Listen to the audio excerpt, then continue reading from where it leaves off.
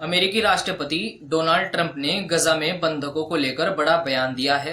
Trump का कहना है कि अमेरिका हमास के साथ गहरी बातचीत कर रहा है। आगे पूरी खबर जानेंगे, लेकिन उसी बीच गजा पर आईडीएफ की कार्रवाई तेज हो गई है।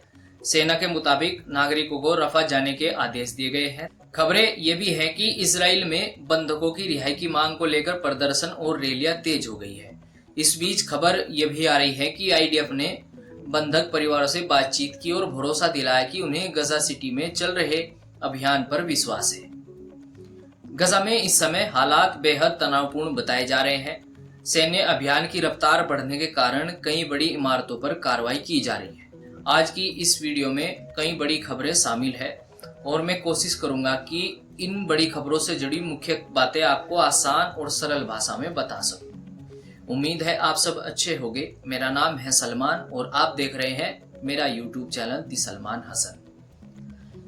इजराइल में बंधकों को वापस लाने के लिए लोग लगातार प्रदर्शन और रैलियां कर रहे हैं और सरकार से अपील कर रहे हैं कि हमास के साथ जल्द कोई समझौता किया जाए। लेकिन अब इस मामले को अमेरिका ने गंभीरता से लेना शुरू कर दिया। रिपोर्ट के मुताबिक वाशिंगटन से आई एक बड़ी खबर में ट्रंप ने कहा कि गजा में मौजूद करीब 20 बंधकों की रिहाई पर बातचीत चल रही है। उनका कहना है कि अगर सभी बंधक बाहर नहीं आते तो हालात मुश्किल हो जाएंगे और परिणाम अच्छे नहीं होंगे। ट्रंप ने यह भी संकेत दिया कि उन 20 में से कुछ बंधक शायद अब जीवित न हो, लेकिन उन्होंने उम्मीद जताई कि यह खबरें गलत साबित होगी। यानी साफ है कि अमेरिका अब बंधकों की रिहाई के लिए गंभीर कदम उठा रहे हैं। अब देखना होगा कि इस गुप्त बातचीत से कोई समझौता निकलता है या फिर गजा में टकराव और लंबा खिंचता है। वहीं टाइम्स ऑफ इसराइल की रिपोर्ट के अनुसार सेना प्रमुख एयाल जमीर ने बंधक परिवारों से मुलाकात की और आश्वासन दिया कि गजा सिटी अभियान पर उन्हें भरोसा है। जामिर ने कहा कि उनकी सबसे बड़ी प्राथमिकता बंधकों की सुरक्षा है। हालांकि रिपोर्ट में यह साफ नहीं किया गया कि बातचीत कब और किन लोगों की मौजूदगी में हुई।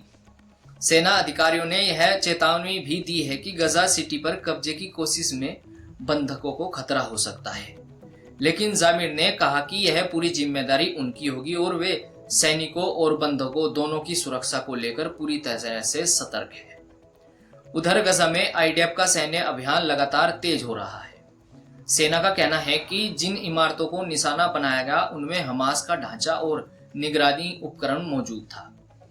नागरिकों को पहले ही गजा सिटी से निकलकर दक्षिण की ओर जाने को कहा गया है, जिनमें खान यूनिस, अल मवासी और रफा शामिल है। आईडीएफ का दावा है कि नागरिकों की जान बचाने के लिए चेतावनियां जारी की गई है और हमलों में सटीक तकनीक का इस्तेमाल किया गया है। रिपोर्ट के मुताबिक यह पूरी कार्रवाई उस बड़े अभियान का हिस्सा है जो शुक्रवार से गजा सिटी में शुरू हुआ है। आने वाले दिनों में सेना ने और सटीक हमले की बात कही है ताकि सैनिकों पर सीधे खतरे को खत्म किया जा सके। कुल मिलाकर एक तरफ अमेरिका हमास से बातचीत कर बंधकों की रिहाई पर जोर दे रहा है, वहीं इजरायली सेना गजा में हमास के ठिकानों पर लगातार हमले कर रही है। अब सवाल ये है, क्या जल्द कोई समझौता होगा या हालात और बिगड़ेंगे?